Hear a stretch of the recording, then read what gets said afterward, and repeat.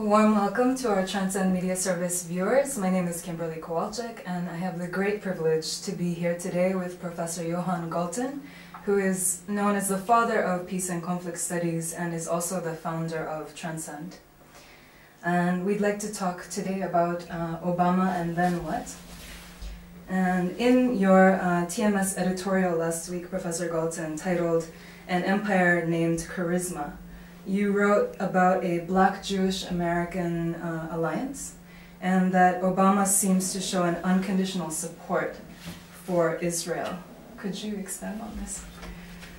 Well, some of that is an hypothesis, and some of it is a relatively well-founded idea. You see, I noticed that he was leaning a bit backwards to please Israel. Even if he has withdrawn some of it, he hasn't really withdrawn it. A speech for the Knesset, for the Israeli parliament, where he defined Jerusalem as the undivided capital of Israel for eternity, in a sense undermines the whole process completely, the whole peace process. And there wasn't the word of Palestinians. And of course some of the Israelis were delighted. The Israeli peace opposition was dismayed, and a very, very important person, Yuri Avneri, wrote off Obama completely. So the question is then, what did he get in return? And I notice with interest that he has now been attacked by the media that to a large extent are Jewish controlled.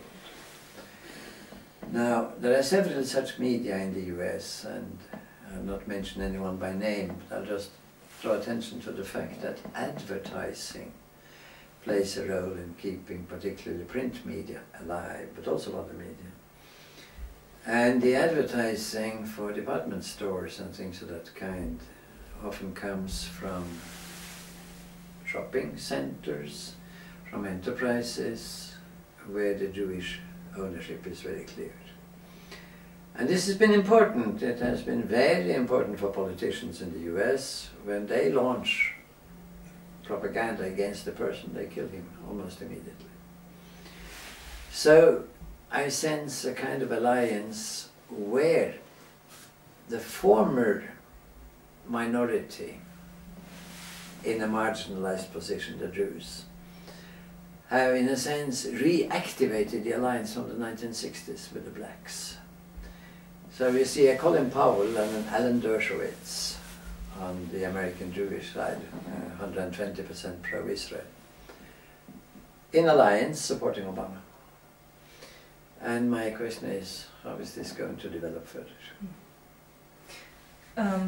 It also seems that Obama is filling his cabinet with particularly hawkish Democrats, including Joe Biden, Madeleine Albright, who represented him at the G20 summit, Rahm Emanuel, and so on and so on. And in his article, also featured on TMS last week, Jeremy Scahill quoted Obama as having said, "I don't want to just end the war. I want to end the mindset that got us into the war." What do you think needs to happen to end this mindset, or at least to change it? Well, he's in for a tough job if he wants to do that. Because the tradition of the US is to divide the world into two, the good and the bad, and they on the good side, and the others on the evil side. And the United States is extremely unskilled in solving conflicts. They want to fight it. And the mindset calls for some kind of Armageddon, some kind of final battle. And since 1812 they've been doing that with uninterrupted victory till the Korean War. Then came the Vietnam War. It was a pure defeat. Then came Iraq. I say defeat. They're not winning in Iraq. And Afghanistan is an even worse quagmire than Vietnam was. So there are good reasons for changing that mindset. I'm just only interested in knowing what kind of mindset Obama is propagating, because he never tells us. I would of course hope that it would be a conflict resolution mindset. And in order to do that, you have to find out what the other side wants. And you have to see whether it could be a kind of a bridging solution where all parties could feel at home reasonably well. Now that's what we try to do in Transcend, and that's what my book 50 Years, 100 Peace and Conflict Perspectives is about. But I haven't heard any indication from Obama that he has a clear alternative to the present mindset. I wish him good luck. Hope he'll manage. And in your up-and-coming book with Transcend University Press, titled The Fall of the U.S. Empire and Then What?, you write about how after the fall of the U.S. Empire there will be a blossoming of the U.S. Republic. Could you tell us a little bit more about that? That's the experience we have. After England or UK got rid of its empire, 1965 they withdrew all the bases east of Suez and they had lost their colonies. Practically speaking, every one. The UK was blossoming. You see, it costs a lot economically to run an empire, except maybe in the very beginning where they are sucking and they get lots of profit out of it. And when the resistance builds up, it costs even more. It becomes disastrous. The same was to France. They lost their empire and blossomed. Even Russia, a more sluggish country, lost the Soviet Empire and they lost the whole Soviet Union. Blossoming. Now, there's no reason why the same shouldn't happen to the United States, because if you try to swim with the empire as an albatross around your neck, you swim badly. So cut that albatross and you're better off.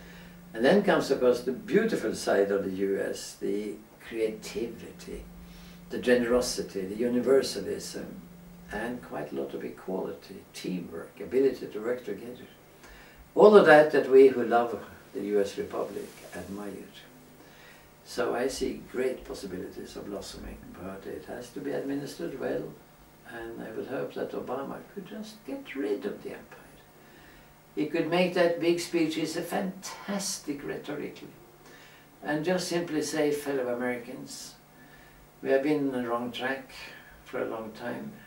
I just want to get us on the right track. There's no reason why we should intervene 243 times militarily in all kinds of countries. And after the Second World War alone, we have killed maybe 17 million people. Let's stop it. Let's focus on our own country. Make it a beautiful country to live in and a good world citizen, where we are sharing the important task of building a better world. And maybe finally, if you have a message to those at the grassroots in the United States who are working for peace and social justice. Challenge Obama. Hold him to his word. He's saying change. Now, if you look at his advisors, as you pointed out, rather hawkish Democrats, it doesn't look like change. And he has another mantra, as we know, yes we can. So to be for the grassroots, to say to Obama, where's the change you promised us? We can, we are willing, we are able. You give us the sign, you give us tasks, let us cooperate. Change, yes we can, but not only as rhetoric, we want to practice too. Thank you so much for speaking with us. You are so welcome indeed. This is Transcend Media Service. My name is Kimberlye Kowalczyk. Thank you for watching.